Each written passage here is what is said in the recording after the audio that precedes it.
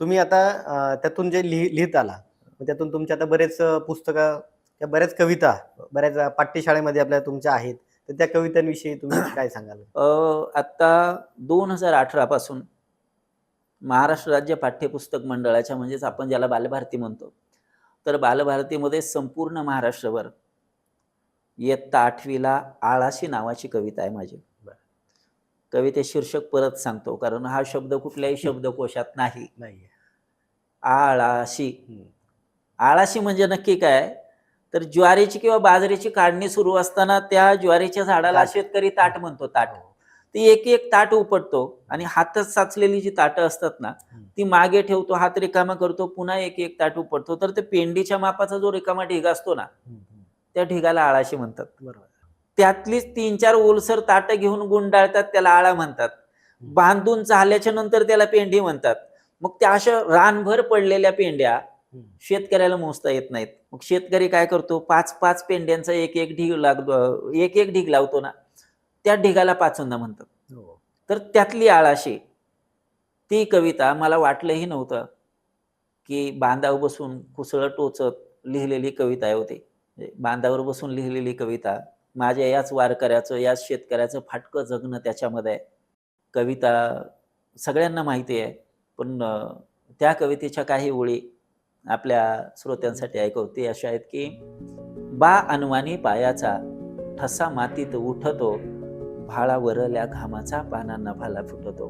बा अनवाणी पायाचा ठसा मातीत उठतो, भाळा वरल्या घामाचा पाना नभाला फुटतो. नभ पाणी पाणी होतो, माती चिखल होतीया, कुणब्याच्या जीवनाची मग उकल होतीया. भेगाळल्या भुईकडं बाप पाहून फाटतो, भाळावरल्या घामाचा पाना नभाला फुटतो. 4 कडव्यांची कविता आहे.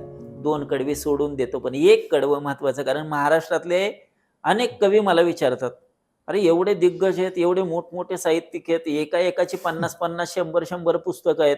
त्यांच्या कविता कुठंच नाहीत आणि तुझ्या एक सोडून 3-3 कविता अभ्यासक्रमात कशा?" हो. तर मला माहिती नाही पाठ्यपुस्तक मंडळाने, बालभारतीने कोणते निकष लावले आणि माझी कविता घेतली. मी माझ्या मनाचं समाधान करून घेतो, की माझी कविता का घेतली असावी? तर या कवितेतल्या 3ऱ्या कडव्यामधल्या ज्या ओळी आहेत ना, त्या ओळी त्या कवितेत आहेत म्हणून कदाचित माझी कविता घेतली असावी असं माझं मत आहे. आणि त्या ज्या ओळी आहेत, या प्रत्येक शेतकऱ्याला, प्रत्येक कष्टकऱ्याला, प्रत्येक वारकऱ्याला आणि प्रत्येकाच्या बापाला अर्पण. त्या ओळी अशा आहेत, की बाप रगात होऊन रोज पाटातून वाहतो. बोली भाषेतला शब्द आहे रगात. पाटातून वाहणारं पाणी दिसतं हो इथल्या व्यवस्थेला. तुम्ही मागाशी म्हटलात ना, की भाजीला किंमत नाहीये. इथं लगेच महागाई महागाईच्या नावाने ओरडतायत.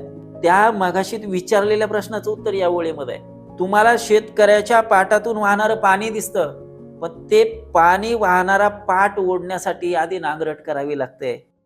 ढेकळं फोडावी लागतात. पेरणी योग्य रान करावं लागतं. वापसा पाहून पेरावं लागतं. पेरणी झाल्याच्या नंतर वाफे ओढावे लागतात. दंड नवसारून घ्यावे लागतात. मोटर चालू करावी लागते. दरम्यानच्या काळात लाईट नसते. जर आलीच, तर ते पटकन बटन दाबायचं. नंतर त्या दंड नवसारत तिथपर्यंत न्यायचं. मग ते पाणी पाटातून जातं. मग मी ते लिहिलं, की बाप रगात होऊन. किती रक्त आटवलं असेल हो तो पाठ करण्यासाठी बापानं, की बाप रगात होऊन रोज पाटातून वाहतो. मग कणसाचा जन्म तेव्हा ताटातून होतो. ताटाला कणीस उगीच येत नाही हो. ज्या शेतकऱ्यानं कष्ट केले नाहीत ना, बिगर मशागत केलेल्या रानामध्ये ज्वारी पेरा आणि ज्या शेतकऱ्यानं उन्हाळ्यामध्ये भर उन्हाळ्यात अनवाणी पायाने ऊन डोक्यावरती घेऊन घामा घुमवून मशागत करून योग्य वेळी पेरणी केली आहे. ज्यानं मशागत केली नाही, जमिनीमध्ये ज्वारी पेरली आहे, त्याला कणीस येईल की ज्यानं वेळेवरती केलंय त्याला? ज्यांनी वेळेवर काम केले त्याला ज्याने कदाचित. वेळेवर केलंय ना त्याला. मग ते लोकांना त्या ज्वारीच्या ताटाला आलेलं कणीस दिसतं ना, त्याच्यासाठी आमचा बाप उन्हाळाभर राबलेला असतो.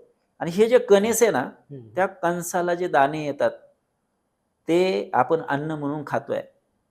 शेतकरी मरतोय, पण त्याच खाळ्यावरती येऊ द्यात बरं, एखादा मागतकरी येऊ द्यात, एखादा उपाशी माणूस येऊ द्यात. तो विचार नाही करत हो. पटकन त्या खळं हे केलेलं असेल तर सुपानी दान देऊन टाकतो. हे जे उधळून देणं आहे ना, हे उधळून देणं, त्यामुळे मी कवितेच्या सुरुवातीला म्हटलं बा. शेतकऱ्याला अनेक नावाने पुकारतात. मी सगळ्यांचा बाप म्हटलं, या जगाचा बाप म्हटलं. त्यामुळं माझी ती कविता अभ्यासक्रमात आली. इयत्ता 8वीला आहे.